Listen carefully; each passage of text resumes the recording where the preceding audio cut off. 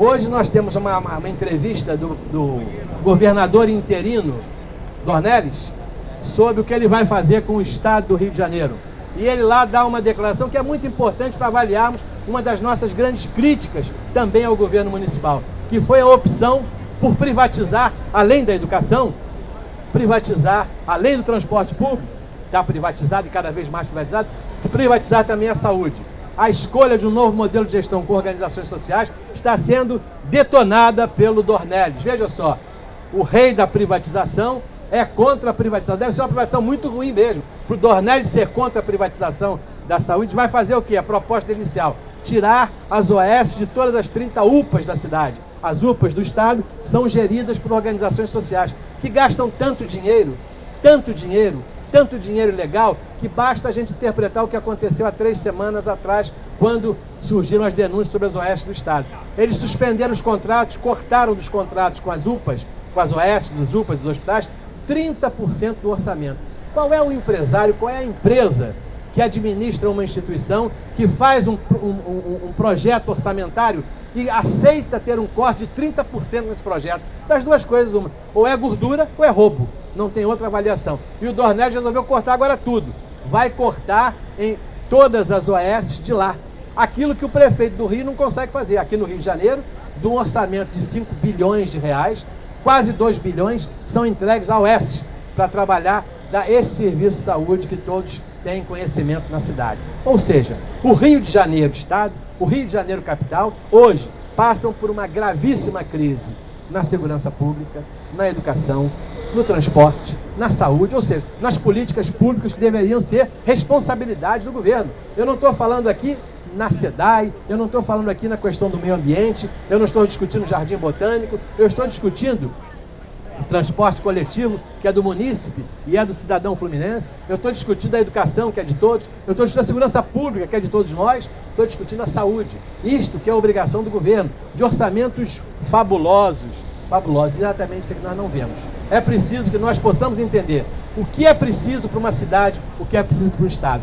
Nós, cariocas, nós fluminenses, estamos e fomos, roubaram os nossos sonhos nesses 16 anos do PMDB no governo. Precisamos arrancar o PMDB do governo. Não há possibilidade de aceitarmos mais essas gestões. São 16 anos, de Garotinho a Sérgio Cabral, de Eduardo Paes a Eduardo Paes, e que nenhum deles consiga passar adiante mais governo nenhum nesse estado.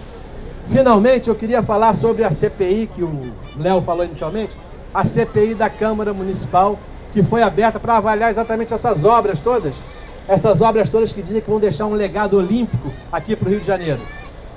O que são essas obras?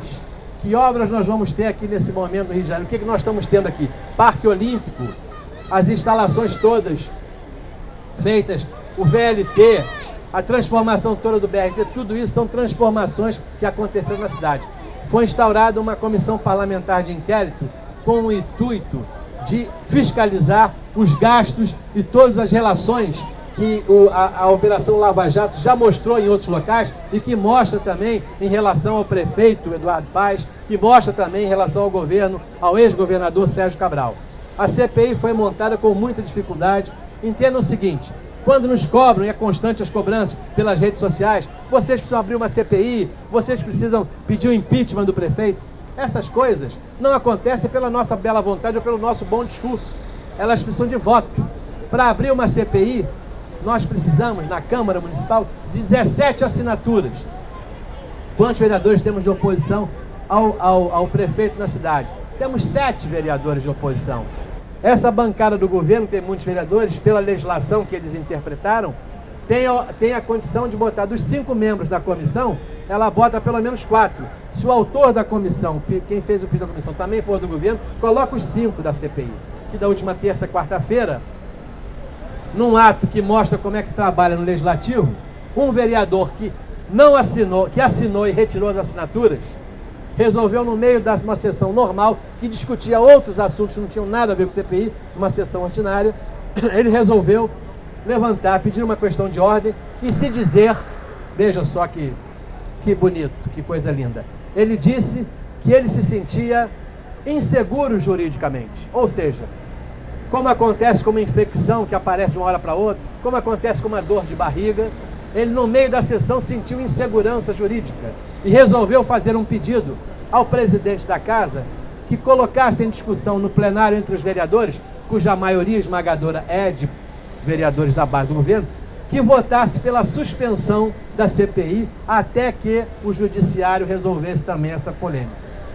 O presidente da Casa, que é da base do governo, homem de confiança do prefeito, resolveu, atropelando completamente a legislação, chamar o presidente da Comissão Parlamentar de Inquérito, vereador do governo também, vereador Átila Nunes, e que pedisse a ele se ele concordava com o pedido, o que ele achava.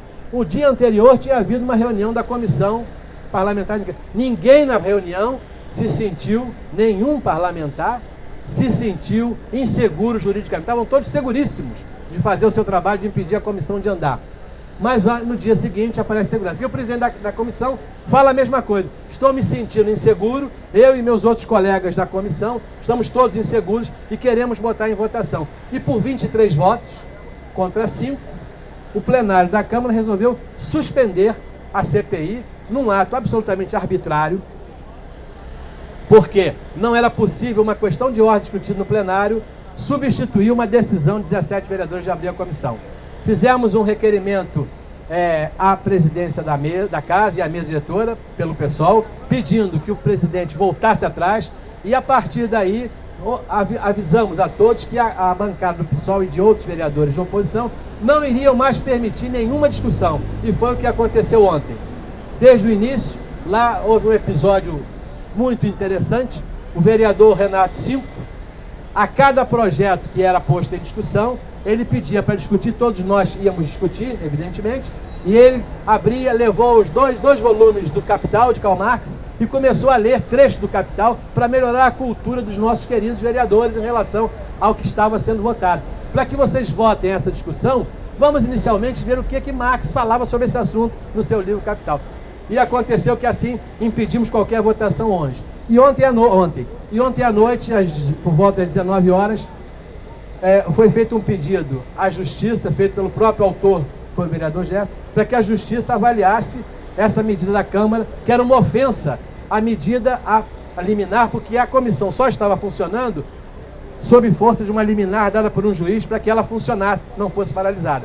E o juiz novamente concedeu uma liminar e derrubou a derrubada que o prefeito conseguiu na Câmara fazer por isso. Então, a partir da semana que vem, vamos ter novamente as reuniões da comissão, que pedem uma centena de documentos. Vamos pedir, está entre os pedidos, a ida do prefeito Eduardo Paes para depor. Vamos ver se vamos conseguir, porque tudo isso passa por uma coisa muito importante. Na hora que tem que votar, queremos trazer o prefeito Eduardo Paes para apresentar as suas explicações sobre a queda da ciclovia. O que vai acontecer? Vai ser posto em votação. E na hora da votação, o placar geralmente é 4-1. 4 para o governo, 1 para a oposição. Mas esperamos de alguma maneira, com o auxílio das pessoas, com a imprensa pressionando, com a sociedade pressionando, com os movimentos sociais, apareceu lá o Meu Rio levando uma pizza numa das reuniões, esperamos que a gente possa ter algum sucesso. E esse é o trabalho que tem, um trabalho quase de trincheira.